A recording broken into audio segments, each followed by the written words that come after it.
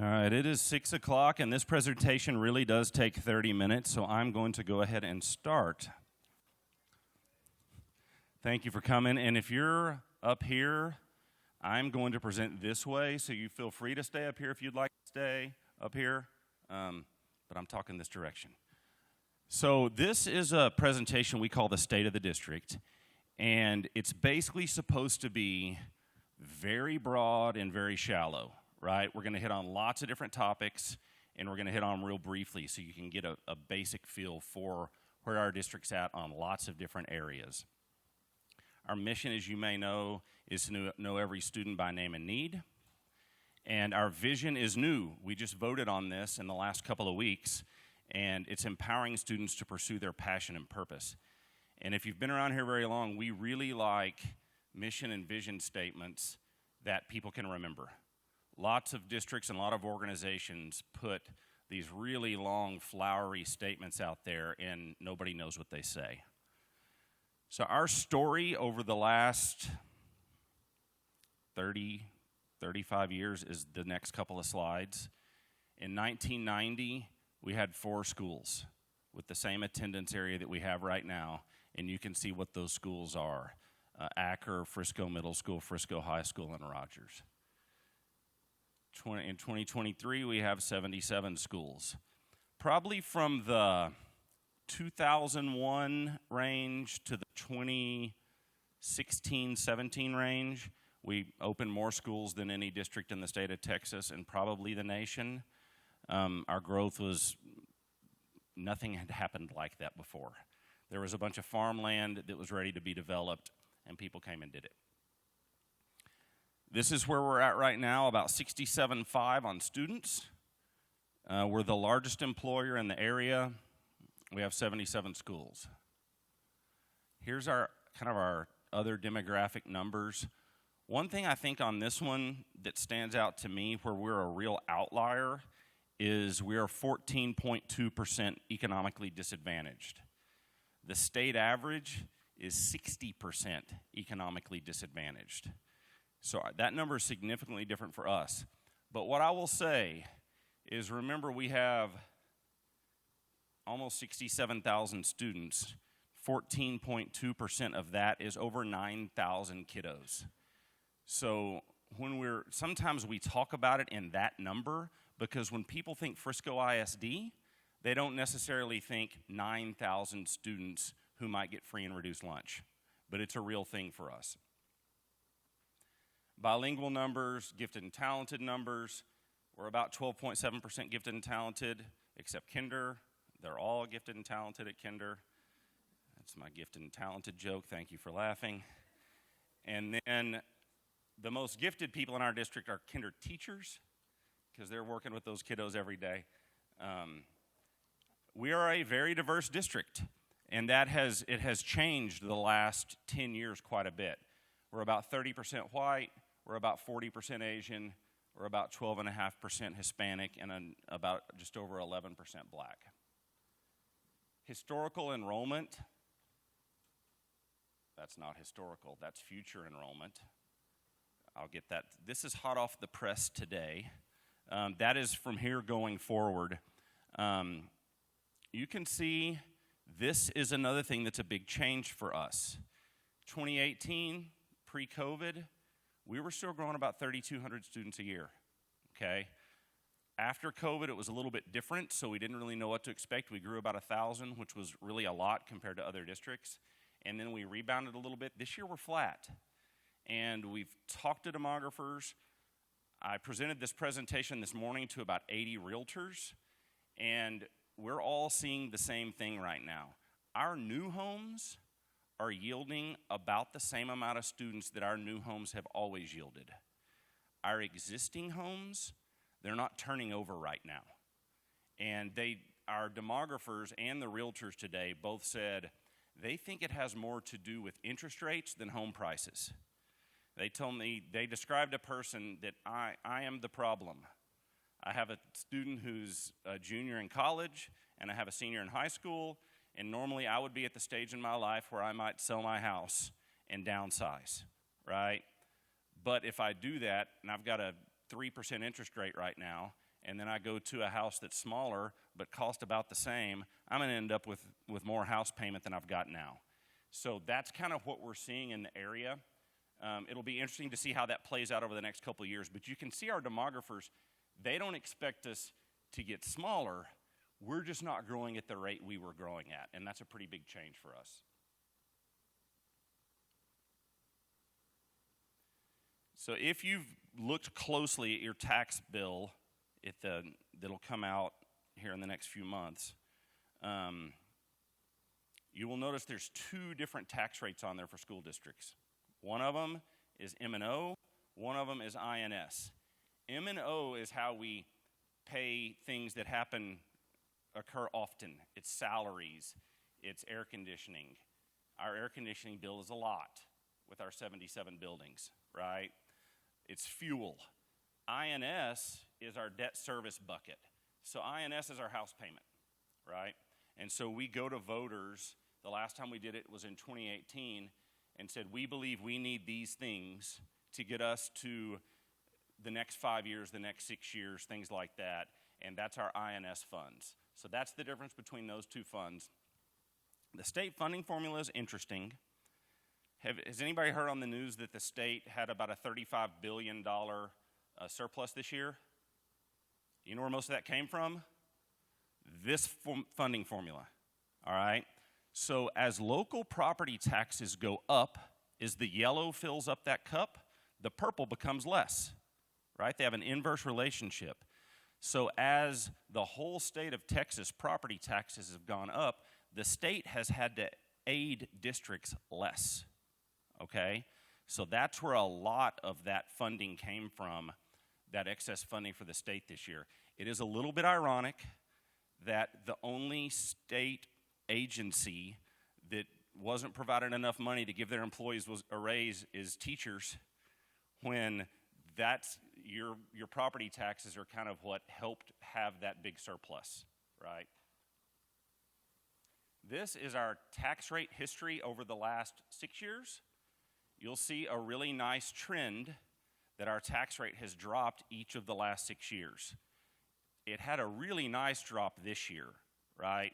So that works out to probably, I'm just doing math in my head, like a 17% drop this year in your taxes. Now, we don't control what your home is valued at, so there are times when people's taxes drop, but they may still have the same or a bigger tax payment on their home. With a 19-cent drop, that won't happen. Everybody's going to have a smaller tax payment this year because the most that they'll raise your house is 10%. So everybody's going to have a nice savings this year. Some of the challenges that we're facing right now, this isn't just us, this is the world. Inflation, growth some, but in a different way, kind of a different type of growth is what's kind of changing for us right now. Competitive salaries, and that's one, like, if you're in an organization like us and you can't create more revenue, how do you give a raise, right? If we don't get additional funding from the state, how do we give a raise? Unfunded mandates, and then attendance-based funding structures. You may know this, but almost every state in the United States funds education based on enrollment, because you have to staff teachers and buy supplies and buy buses for your enrollment. The state of Texas does it based on attendance. So that's a little bit different for us than it is a lot of other states. How we're funded, the amount we're funded, sometimes people think of Frisco ISD and say, Frisco ISD is rich. Well, often, like I told you earlier, 60% low SES rate in the state of Texas, okay? Frisco ISD is about 14%, right? There's an inverse relationship between how much your low SES percentage and your funding amount, all right? So the state average per pupil funding is about $9,000 a student. Our peer districts are funded at about $8,600 a student. Frisco ISD is funded about $7,800 a student. So even though people say, oh, Frisco ISD is a wealthy school district, we're property wealthy. That's not the same thing as this. We have opened 2 schools this year, 2 schools last year, and this is kind of a map of where all our schools are. We had the dedication for Wilkinson Middle School this last weekend. And this is that building. It's right across the street from Panther Creek High School. It's kind of catty-cornered to the home of the PGA. Wortham Intermediate School is at like Alma and Stacy in McKinney, in the McKinney ISD part of our school district. In the McKinney City part of our ISD. I don't want to say that wrong. You may see if you drove around the building when you were trying to park, the expansion going on next door. Every bond program we've had while I've been here, one of the most popular programs in it is anything CTE related. We serve about 4,000 students every 2 days, and there are lots of programs, like you see esports programs in the background there. There are programs that we don't have enough seats for students right now. Healthcare is a big deal. Some of our engineering, architecture programs. Our students, how many certifications, Wes? Around 50 certifications students can leave our CTE center with and go get a job, right? So when we talk about college, career, military readiness, that's what's next for some students. We're going to talk about that in a minute, about being future ready. Visual and Performing Arts Center, this is moving. In our bond program, this was something that our Citizens Bond Committee came to us and said, hey, we want you to look for partners in this. We're happy for you to do it by yourself, but if it's right for the district, we want you to look for partners. So we spent about 4 years looking at different scenarios and looking at different partnerships. And we really decided that having this facility that's ours is going to be best. I think we were going to use it about 175 nights a year, and then the rest of the nights we'll be able to rent out and earn some revenue on. This is moving. We hope to bring the board by January a guaranteed maximum price for this facility. We hope to images maybe the month before that. It is going to be where we're looking at it right now. If you know where Hunt Middle School is or Stonebriar Community Church, we own about 12 acres right next to Hunt Middle School that's going to set up perfectly for the size facility that we're talking about right here. Very centrally located, right off Preston Road. Really for us, a lot of people think of the toll road as the center of the district. It's really, if you look at a map of the district, Preston is really much closer to the center of the district than the toll road is. So this will be right off of that. And then just different things from our bond program that we're doing at campuses. What it looks like, how kids learn. You know, very few people, I did have one realtor today saying they were doing some remodeling when I said this. What I said was, very few people go to work and sit in desks in rows, right? Like you did when you were a student. And one realtor said, well, actually, they're remodeling my office and we're sitting in desks in rows. Well, that's an outlier, thank you. No, that's true. Yeah. And then this is the stuff in our bond program that's not cool, right? But it has to be done. When you have 77 buildings, there are things that have to be done to the buildings to keep them updated and keep them cool, right? So HVAC systems, updating lighting, LED lighting, getting more efficient.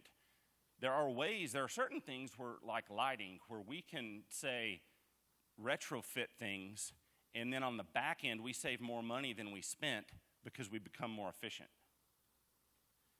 Technology, take home from middle school and up. When we say one-to-one for elementary, we're talking about a device on the campus for every student, right? Not taking them home necessarily. And then emergency management and security, door checks, our response protocol. We have a gentleman that works for us named John Bodie. If you've watched many of our board meetings, he's really interesting to listen to speak because he's so good at his job. And a lot of these things fall under him. Upgrading cameras, bird's eye bus monitoring, standardizing student IDs, tracking kiddos who are on buses so we know where they are all the time. Those are some of the things that are happening in that, and these are all things that came directly out of the 2018 bond program. So when we talk about future-ready learning, I think one thing we do a really good job of is we don't want it just to be a phrase. We want it to have some meat to it. And so instead of just saying future-ready learning, we've got a graphic here, and basically what you see on the bulleted on the left side is what's represented in that graphic. What are the basic conditions of learning? Talking about learner-centered experiences. How do we reach kids where they are? And I think when I hear future-ready learning, To me, it means creating an environment to help with what's next. And what's next, all of us need to be future ready. We all have to be ready for what's next in our life, and that's what we're preparing students for here. Then when we look at the profiles, there's a bunch of really good words up here. I love the fourth one personally, which is communicate. And are we creating an environment where students are not just coming to school to learn how to take a test or to be successful on a test, but are they learning to communicate with one another? And not just in a, hey, what's up, man, type of communication, but academically, right? And you'll see on here, we don't want a kid to be a test scorer. So on this slide, you see where it says 2023 local accountability. We were calling this community-based accountability, but up here we're saying local accountability, and that's what do you want us to be accountable for your student? I always use, when I talk about this part, I use my two daughters as an example. My older daughter plays school really well, right? She's very compliant. She made A's. She did what the teacher said. So she's would be labeled as an A, right? My second daughter is awesome. She's super artistic, and she's very creative. She may not be quite as compliant, right? She may not always get her work in quite on time, but I would hate for the state or anyone else to label one of my kids an A and one of my kids a C because how they did on one assessment one day, right? As we're adults, we know people who are good at this. Their strengths are here. Their strengths are there. Everybody's strength is not sitting down and taking a 3-hour standardized test. And with this local accountability piece, that's what we hope we're representing for students. Probably our biggest claim to fame from other school districts is our partnerships. The first one is academic partnerships. And I'm going to hit a couple of these because these came directly from community members. In our last bond program, we were meeting with community members, nothing to do with this, but we had a community member who'd served in the military and said, why don't you have an ROTC program here?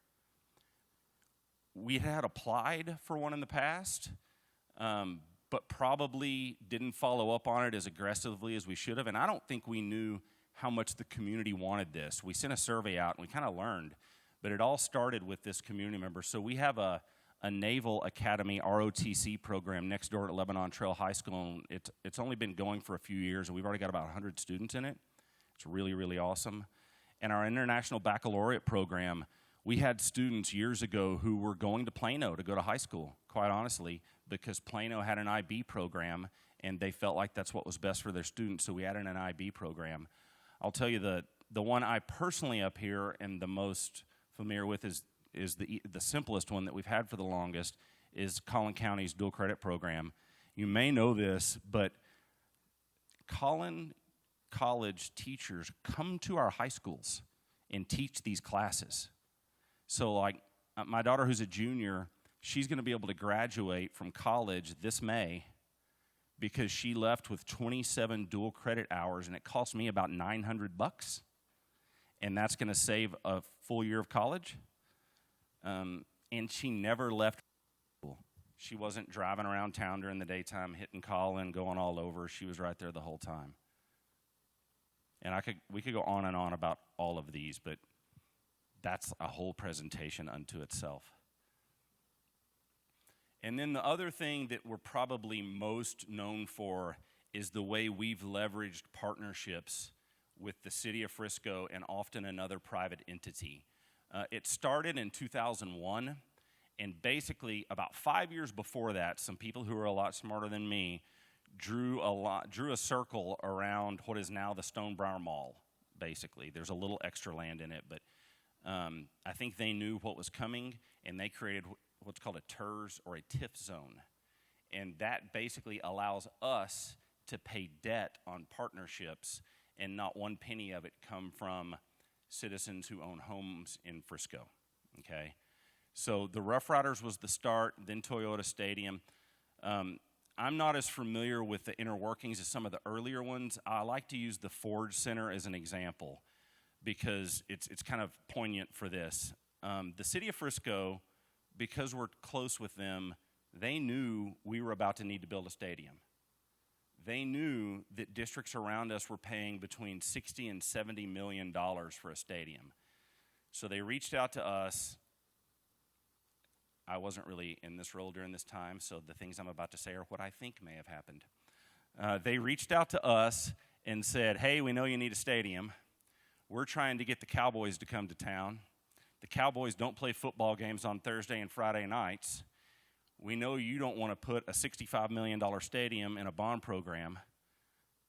How about you contribute $30 million out of the TIF zone and you use the stadium as if it is yours on Thursday and Friday nights? It must have gone something like that. What we know is the districts around us who own a stadium, they also will have between 2 and 5 people employed to take care of the stadium. When a seat breaks at the Ford Center, we don't buy a seat. Do y'all know that the Cowboys do not own the Ford Center? The city of Frisco owns the Ford Center. You would never know it because the Cowboys are their tenant, right? But the city of Frisco is who actually owns the Ford Center, and we work with them. And it's not just football. Last night we had our band showcase night there. All 12 high schools came and did their sweeps performances there. Awesome stuff. Soccer players play there. The Gene and Jerry Jones Foundation in April or May of every year does a program for our ISM students, and they get to come in there and use the field and set up all their information. So that partnership, and here's the other thing I would say. If we had built a stadium, I've been around a lot of high school football stadiums. There would probably not have been much economic development around a high school football stadium. Everybody would agree with that, I think. Right now, the tax base that's around the Ford Center is more than what our payment is that we pay the city there. So not only was it great for kids, it was a very conservative, good decision for the community. We're actually reaping more benefits from it because of the tax base around it than we would otherwise pay out. The last one is the PGA golf courses. What we did here, we have hundreds of golfers across 12 different high schools. So they were going, and I'm going to say this wrong, but it's something like this, I think to 9 different golf courses in 7 different municipalities to get to practice. So this won't hold all of our golfers, but it'll hold close to half of them, and they use the range there, and they also get some tee times there daily during the whole school year. If you want to find ways to connect with Frisco ISD, Ashley Sine is our new Director of Community Relations. One thing we always need is a significant amount of mentors. We have something called the ISM program where the students, they're basically creating a dissertation, right? And they have a project, and they have to find a sponsor to go out and work with them. So I'm not just talking about mentoring students who may need like an attaboy.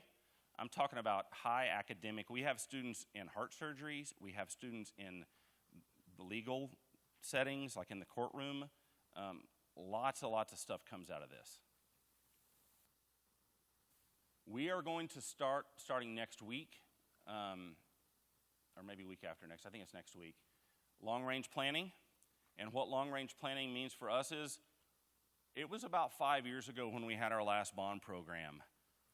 What do our facilities need? As we look at the next 5 years, what do we need to serve kiddos, to serve students in this district? So that's what that long-range planning is going to start talking about. And then our district priorities and goals, these are different than they've been in the past. I would say these were created with more thought about what's really going on right now than anything before. But how are we communicating, right? I always use this example here. When I became principal at Pioneer Heritage Middle School in 2008, they sent out a 35-page newsletter once in 9 weeks. It was $1,100 to mail the newsletter. It was in a big manila folder. and it was $1,100 to mail it. They did that 4 times a year. I'm not kidding. So they spent $4,400 a year mailing this newsletter out. I was like, we're stopping this. I did a blog every week. I sent a calendar out to every parent through email every week. And then I did an electronic newsletter every 6 weeks instead of every 9 weeks. Well, I'd been there about 3 months, and about 10 PTA parents came to meet with me and wanted to know why I'd quit communicating with them. And so I said, what are you talking about? We communicate all the time. They said, we're not getting our newsletter anymore. I didn't think about the fact that that was part of the culture of that building. They loved getting their newsletter, and they all got the same newsletter, and they all got it the same day, and they all opened it the same way, right? So we did a little education piece, and we got them all on board, but where I missed the boat was not doing the research to find out how loved that newsletter was. Now, we got it where they loved other things, but we had to kind of move their cheese a little bit to do that. A couple of the positive cultural things at the bottom I want to hit. One of them is we are seeing different student behavior than we saw pre-COVID. We don't have all the answers for it yet, but we are doing a lot of work to figure out, especially at the early elementary level. That's where we're seeing it more than anywhere else. We're doing a lot of work to figure out where we need to go next with this. And then lastly, it says experience positive work environment that encourages professional growth. When I was a middle school principal 12 years ago and I had an opening, I would probably get about 40 to 50 applicants, and then I would interview 15 and pick a teacher. That is not the state of education right now. You can't become a teacher and have a flexible work environment, right? You have to show up, and you have to be there for students all day. So we are kind of trying to figure out how do we keep this industry and our teachers in a good place. So we're putting, and at the same time, talk to college and universities about still churning out more teachers. When you talk to college and universities, less people want to be a teacher now than 5, 10, 15 years ago. That is the presentation, and I did it 3 minutes before our community input night starts.